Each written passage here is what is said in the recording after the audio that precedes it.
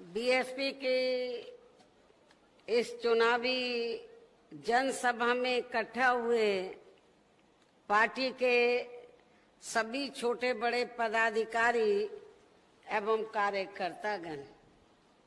आज आप लोग देश में व यहाँ आपके मध्य प्रदेश स्टेट में भी लोकसभा के लिए हो रहे आम चुनाव में अपनी पार्टी के उम्मीदवारों के समर्थन में मुझे सुनने के लिए यहाँ इकट्ठा हुए हैं, तो उसके लिए मैं आप सभी लोगों का हार्दिक दिल से आभार प्रकट करती हूँ। वैसे आप लोगों को ये मालूम है कि हमारी पार्टी कांग्रेस, बीजेपी व अन्य किसी भी विरोधी पार्टी के साथ मिलकर नहीं, बल्कि अकेले ही खासकर यहाँ अपने गरीबों, मजदूरों, दलितों, आदिवासियों, पिछड़े वर्गों, मुस्लिम व अन्य अक़लियतों के बलबूते पर ही ये चुनाव लड़ रही है। जो इनमें से पार्टी से जुड़े ये लोग अपनी पार्टी के उम्मीदवारों को जिताने में पूरे जी जान से लगे हुए हैं। हालांकि आज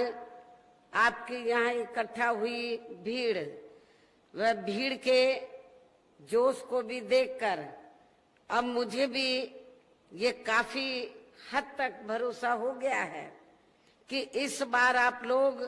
इस चुनाव में यहाँ अपने प्रदेश से अपनी पार्टी का बेहतर रिजल्ट जरूर लाएंगे। इसके लिए अब मैं आप लोगों का ध्यान कुछ जरूरी बातों की तरफ दिलाना चाहती हूँ और इस संबंध में विशेषकर मैं कांग्रेस, बीजेपी व इनके अन्य सभी सहयोगी दलों के बारे में ये कहना चाहूंगी कि आजादी के बाद शुरू में केंद्र व देश के अधिकांश राज्यों में भी ज्यादातर सत्ता यहाँ कांग्रेस पार्टी के ही हाथों में केंद्रित रही है, किंतु इनकी खासकर दलित, आदिवासी व पिछड़ा वर्ग विरोधी तथा अन्य और मामलों में भी रही गलत नीतियों एवं गलत कार्य प्रणाली आदि की वजह से ही फिर इस पार्टी को केंद्र व काफी राज्यों की भी सत्ता से बाहर होना पड़ा है तथा यही स्थिति इनकी सहयोगी पार्टियों की भी बनी रही है, जिस कारण ही फिर बीएसपी को बनाने की जरूरत पड़ी है। और अब पिछले काफी वर्षों से बीजेपी एवं इनके सहयोगी दल केंद्र व अधिकांश राज्यों की भी सत्ता में काबिज हो गए हैं। साथ ही इनकी भी ज्यादातर जातिवादी, पूंजीवादी, संकीर्ण, सांप्रदायिक व द्वेषपूर्ण नीतियों एवं कार्य प्रणाली आदि से तथा इनकी कथनी व करनी में भी काफी अंतर होने की वजह से ऐसा लगता है कि इस बार ये पार्टी भी यानी कि भारतीय जनता पार्टी भी केंद्र की सत्ता में आसानी से वापस आने वाली नहीं है, बशर्ते यदि ये चुनाव इस बार फ्री एंड फेयर होता है तथा आम चर्चा के मुताबिक वोटिंग मशीनों में भी कोई गड़बड़ी आदि नहीं की जाती है। और वैसे भी इस बार चुनाव में इनकी कोई भी पुरानी एवं नई चल रही नाटकबाजी, जुमलेबाजी व गारंटी आदि भी काम में आने वाली नहीं है, क्योंकि अब देश की जनता काफी हद तक इस बात को समझ चुकी है कि इनकी पार्टी ने अब तक देश के विशेषकर गरीबों, कमजोर तबकों, मध्यम वर्गीय एवं अन्य मेहनतकश लोगों को जो इन्हें अच्छे दिन दिखाने के असंख्य प्रलोभन भरे वायदे किए हैं तथा अनेकों हवाई व कागजी गारंटी भी दी है, तो उनका जमीनी हकीकत में अभी तक भी इन्होंने लगभग 1/4 हिस्सा भी कार्य पूरा नहीं किया है, बल्कि इसके स्थान पर इनका ज्यादातर समय व ताकत भी यहाँ इनके अपने चहेते रहे बड़े बड़े पूंजीपतियों एवं धन्ना सेठों को ही ज्यादा से ज्यादा मालामाल व धनवान आदि बनाने में तथा उन्हें हर स्तर पर छूट देने व बचाने आदि में ही लगी रही है, जिसके कारण जिनके अधिकांश आर्थिक सहयोग से ही ये पार्टी व अन्य पार्टियां भी अपना संगठन चलाती हैं तथा चुनाव आदि भी लड़ाती हैं, जिसका काफी कुछ खुलासा बॉन्ड की आई रिपोर्ट से भी हो जाता है। इसके साथ ही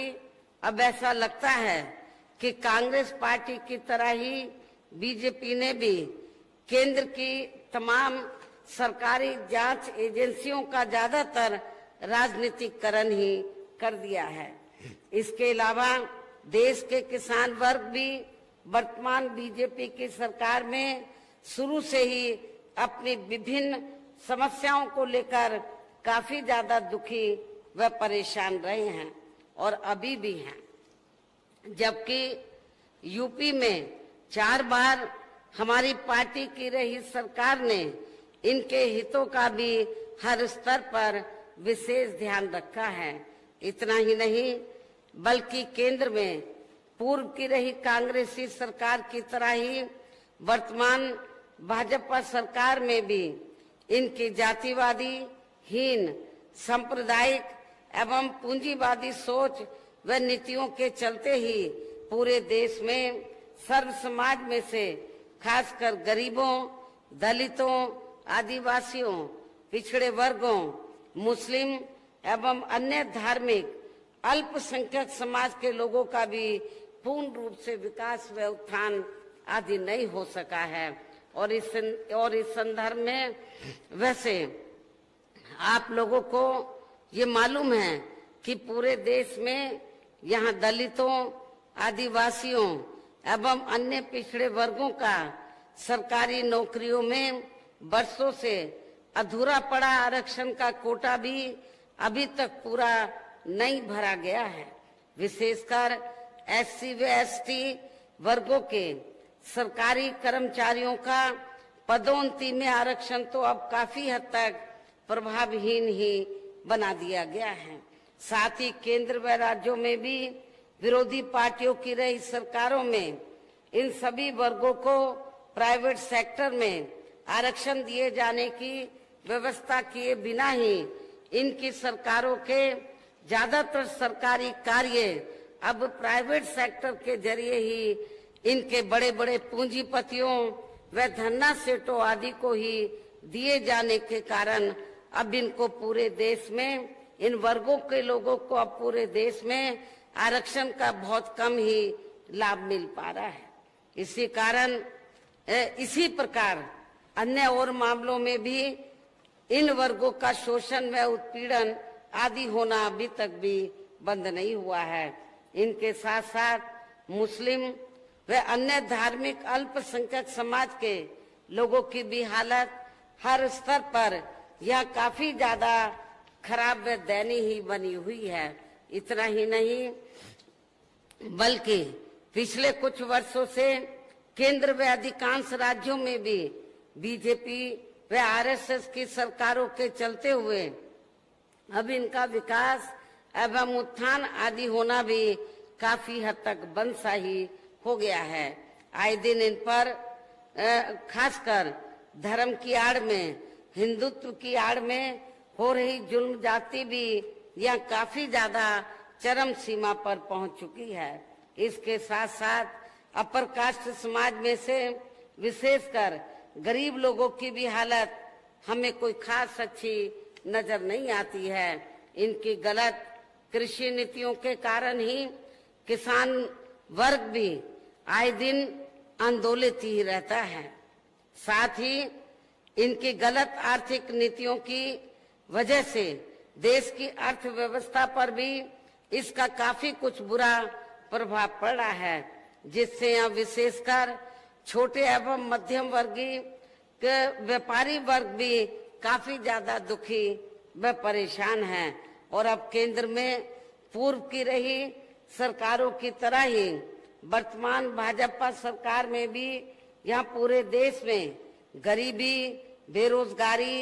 एवं महंगाई आदि भी लगातार काफी ज्यादा बढ़ रही है। देश में हर स्तर पर फैला भ्रष्टाचार भी कोई कम नहीं हुआ है। साथ ही अपने देश की सीमाएं अभी तक भी पूरे तौर से सुरक्षित नहीं हैं। ये भी बड़ी चिंता की बात है। ऐसे में अब आप लोगों को देश में हो रहे लोकसभा चुनाव में कांग्रेस पार्टी व इनकी सहयोगी पार्टियों को भी केंद्र की सत्ता में आने से जरूर रोकना है। जिनकी गलत नीतियों व गलत कार्य प्रणाली आदि को आप लोग काफी हद तक आजमा भी चुके हैं। और अब ये विरोधी पार्टियां किस्म किस्म के साम दाम दंड भेद आदि अनेकों हथकंडे इस्तेमाल करके केंद्र की सत्ता में आने की भी पूरी कोशिश में लगी हैं, जिनसे अपनी पार्टी के लोगों को हर स्तर पर काफी ज्यादा सावधान रहना है। और इस मामले में विरोधी पार्टियां अपने अपने पक्ष में हवा बनाने के लिए खासकर मीडिया, ओपिनियन पोल व सर्वे आदि का जो बड़े पैमाने पर इस्तेमाल कर रही हैं, तो उनसे अपनी पार्टी के लोगों को बिल्कुल भी गुमराह नहीं होना है। इसके साथ ही विरोधी पार्टियों के विभिन्न रूपों में जारी किए गए इनके हवाई व प्रलोभन भरे चुनावी घोषणा पत्रों एवं वायदों आदि के बहकावे में भी पार्टी के लोगों को कतई नहीं आना है, जिन्हें ये पार्टियां चुनाव खत्म होने के बाद ज्यादातर अमल में नहीं लाती हैं। और अब जिन पर से देश की जनता का अधिकांश विश्वास ही उठ गया है। यही खास वजह है कि हमारी पार्टी किसी भी चुनाव में अपनी पार्टी का कोई भी चुनावी घोषणा पत्र आदि जारी नहीं करती है। वैसे भी हमारी पार्टी किसी भी मामले में कहने में बहुत कम बल्कि कार्य करके दिखाने में ही ज्यादा विश्वास रखती है। और इस बात का सबसे बड़ा सबूत ये है कि उत्तर प्रदेश में, आपका जो पड़ोसी प्रदेश है, उत्तर प्रदेश में 4 बार हमारी पार्टी के नेतृत्व में यहाँ रही सरकार ने चुनाव में पार्टी के बिना जारी किए गए घोषणा पत्र के ही प्रदेश में आम जनहित में काफी कुछ ऐतिहासिक कार्य करके दिखाए हैं, जिनकी अब देश में अधिकांश पार्टियों की सरकारें काफी नकल भी कर रही हैं। जबकि इस मामले में हमारी पार्टी का ये कहना है कि यदि इन पार्टियों के स्थान पर केंद्र में हमें अपनी पार्टी की सरकार बनाने का मौका मिलता है, तो तब फिर हमारी पार्टी की बनी सरकार केंद्र में यहाँ अब तक रही सभी विरोधी पार्टियों की सरकारों की तरह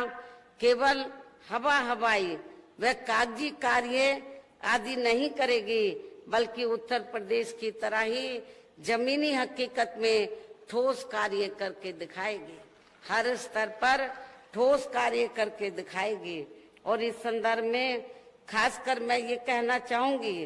कि केंद्र द्वारा देश में पिछले कुछ समय से अति गरीब परिवारों को अस्थायी तौर पर फ्री में जो थोड़ी सी खाद्य सामग्री दी जा रही है, तो उससे इनका स्थायी तौर पर भला होने वाला नहीं है। और वैसे भी इनकी ये जटिल समस्या देश में हर हाथ को काम देने से ही केवल दूर हो सकती है, जिसकी तरफ हमारी पार्टी की बनी सरकार विशेष ध्यान देगी। और इस संबंध में यहाँ मैं आप लोगों को ये कहना चाहूंगी कि पिछले कुछ समय से भारतीय जनता पार्टी की सरकार, केंद्र की भारतीय जनता पार्टी की सरकार तो फ्री में थोड़ी सी खाद्य सामग्री गरीब परिवारों को देकर, तो उसके बदले में जब चुनाव आता है, चाहे असेंबली का हो या पार्लियामेंट का, तो चुनाव के दौरान फिर बीजेपी व आरएसएस के लोग गांव-गांव में जाकर यही प्रचार करते हैं कि देखो मोदी जी की सरकार ने आपको फ्री में राशन दिया है, आपको नमक चावल आटा दिया है, आपका फर्ज बनता है, आपके ऊपर मोदी जी का बहुत कर्ज है, इस कर्ज को आपको वोट के बदले में अदा करना है। ये प्रचार करके उन गरीब लोगों को गुमराह करते हैं, जबकि गरीब लोगों को ये मालूम होना चाहिए, उनको जो फ्री में थोड़ा सा भी राशन दिया जा रहा है, जो भी सुविधाएं दी जा रही हैं, मोदी जी या भारतीय जनता पार्टी कोई अपनी जेब से नहीं दे रही है सुविधा, बल्कि जो गरीब जनता या पूरे देश की जनता जो टैक्स देती है, उस टैक्स के पैसे से ही आप लोगों को ये खाद्य सामग्री दी जाती है और सुविधाएं दी जाती है। तो इसके लिए आपको ये जो हमें कर्ज अदा करना है, हमने नमक खाया मोदी जी का, इसके चक्कर में आप लोगों को गुमराह नहीं होना है। साथ ही देश में पिछले काफी वर्षों से आए दिन बढ़ रही गरीबी, बेरोजगारी व महंगाई आदि से भी जनता बहुत ज्यादा परेशान है, जिसे भी आर्थिक नीतियों में तब्दीली करके हमारी सरकार द्वारा जरूर दूर किया जाएगा। धर्म की भी आड़ में, हिंदुत्व की भी आड़ में पिछले कुछ वर्षों से खासकर मुस्लिम समाज के लोगों का द्वेष की भावना से जो इनका काफी ज्यादा शोषण व उत्पीड़न आदि किया जा रहा है, तो इसे भी जरूर रोका जाएगा। कहने का तात्पर्य यह है कि देश में इस समय हो रहे लोकसभा चुनाव में विरोधी पार्टियों के जारी किए गए उनके हवाई व प्रलोभन भरे चुनावी घोषणा पत्रों आदि के बहकावे में अब यहाँ खासकर देश के अति गरीबों, मजदूरों, बेरोजगारों एवं अन्य जरूरतमंद लोगों को बिल्कुल भी नहीं आना है। और अभी ने ऐसी सभी विरोधी पार्टियों को केंद्र की सत्ता में आने से जरूर रोकना है, जिनकी कथनी व करनी में काफी अंतर रहा है तथा जिन्हें ये लोग बरसों से काफी आजमा भी चुके हैं। ऐसे में अब मेरा यही कहना है कि आप लोगों को अपने खुद के व अपने प्रदेश एवं देश के भी हित में अपने वोटों को यहाँ कांग्रेस, बीजेपी व अन्य विरोधी पार्टियों को न देकर केवल अपनी एकमात्र हितैषी पार्टी बहुजन समाज पार्टी को ही देना है, जो ये पार्टी उत्तर प्रदेश की तरह ही केंद्र में भी अपनी पार्टी की सरकार बनने पर फिर पूरे देश में यह अपनी पार्टी की सर्वजन हिताय व सर्वजन सुखाय की नीतियों पर आधारित ही सरकार चलाएगी। इसके साथ साथ केंद्र से जुड़ी आपके क्षेत्र की जो भी यहाँ स्थानीय समस्याएं होंगी,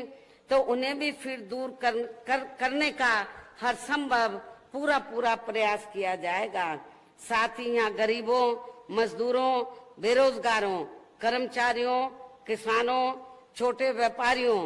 एवं अन्य मेहनतकश लोगों के हितों का भी विशेष ध्यान रखा जाएगा।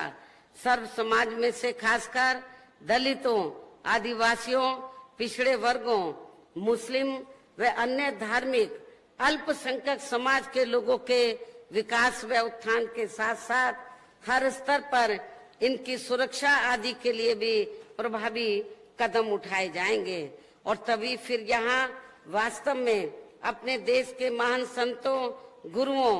व महापुरुषों में भी विशेषकर महात्मा ज्योतिराव फुले, श्री छत्रपति शाहू जी महाराज, श्री नारायण गुरु, बाबा साहब डॉक्टर भीमराव अंबेडकर एवं मान्यवर श्री कांशीराम जी आदि का अधूरा राज सपना जरूर साकार हो सकता है, जिनको यूपी में हमारी पार्टी की रही सरकार द्वारा हर स्तर पर पूरा आदर सम्मान दिया गया है। इन्हीं खास बातों के साथ ही अब मेरा पार्टी व मूवमेंट के हित में यही कहना है कि आपके मध्य प्रदेश स्टेट में और खासकर आपके रीवा लोकसभा की सीट और इससे लगी हुई जो अन्य लोकसभा की सीटें हैं, जिनको भी हमारी पार्टी ने लोकसभा के लिए चुनाव के मैदान में उतारा है, जो यहाँ आपके सामने